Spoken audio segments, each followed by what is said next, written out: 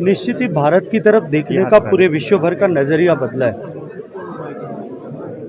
और जिस तरह से भारत ने पिछले वर्षों में प्रगति की है, जिस गति के साथ में प्रगति की है, पूरा विश्व जो है आश्चर्यचकित होकर के कौतूहल की दृष्टि से भारत को एक नए सिरे से देखना और जानना चाहता है। उसी के साथ साथ में भारत की आर्थिक संपन्नता बढ़ने के बाद में भारतीयों ने घर से बाहर निकल करके जब देश को देखने का क्रम प्रारंभ किया है, उसके कारण से भारत के टूरिज्म सेक्टर में एक नई उछाल आई है और आने वाले समय में ये सेक्टर जो है वो देश के लिए एक बड़ा इकोनॉमी का जनरेटर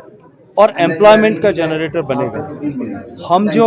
माननीय मोदी जी के नेतृत्व में देश को तीसरी बड़ी अर्थव्यवस्था बनाने के लिए काम कर रहे हैं।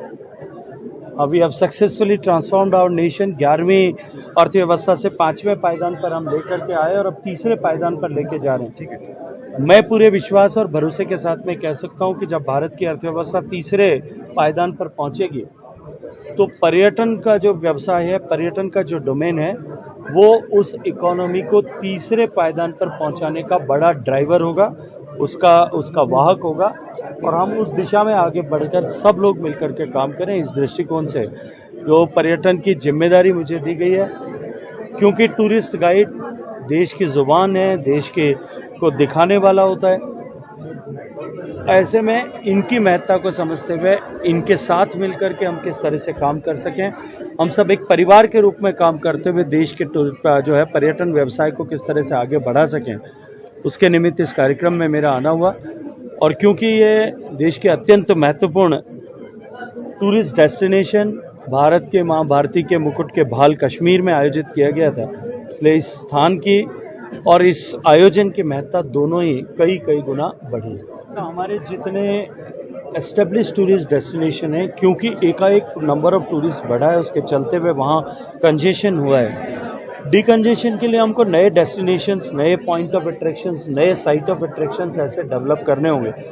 टूरिज्म प्रारंभिक रूप से राज्य सरकारों का विषय है। हमारे संविधान की व्यवस्था के अनुरूप हमने सभी राज्य सरकारों को एक बार प्रारंभिक रूप से उनसे आग्रह किया है कि हम नए डेस्टिनेशंस कहाँ और कैसे क्रिएट कर सकते हैं, इस पर विचार करें, वो अपनी योजनाएं बनाएं और वो योजनाओं को लेकर के भारत सरकार के पास आएँ। इंफ्रास्ट्रक्चर से लेकर के अन्य किसी भी डेस्टिनेशन को एक हॉलिस्टिक नए डेस्टिनेशन के रूप में डेवलप करने के लिए जो भी सहयोग भारत सरकार का होगा, भारत सरकार उस पर काम करेगी। May be it is connectivity for commutation और कम्युनिटी कनेक्टिविटी फॉर कम्युनिकेशन, उन दोनों के लिए सरकार काम करने के लिए प्रतिबद्ध है। लेकिन निश्चित रूप से दुर्भाग्यपूर्ण है कि हमारे पड़ोस में इस तरह से राजनीतिक अस्थिरता आई है, एक चुनी हुई सरकार को इस तरह से गिराया गया है। मैं मानता हूं कि निश्चित ही व्यक्ति जो है सब कुछ चुन सकता है, अपना पड़ोसी नहीं चुन सकता। इसलिए जो पड़ोस में जिस तरह की परिस्थितियां बनी हैं,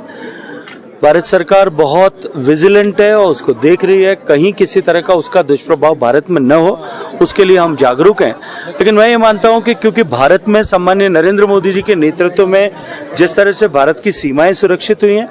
जिस तरह से भारत में आंतरिक शांति स्थापित हुई है, भारत में आतंकवाद लगभग समाप्ति के दौर पर है,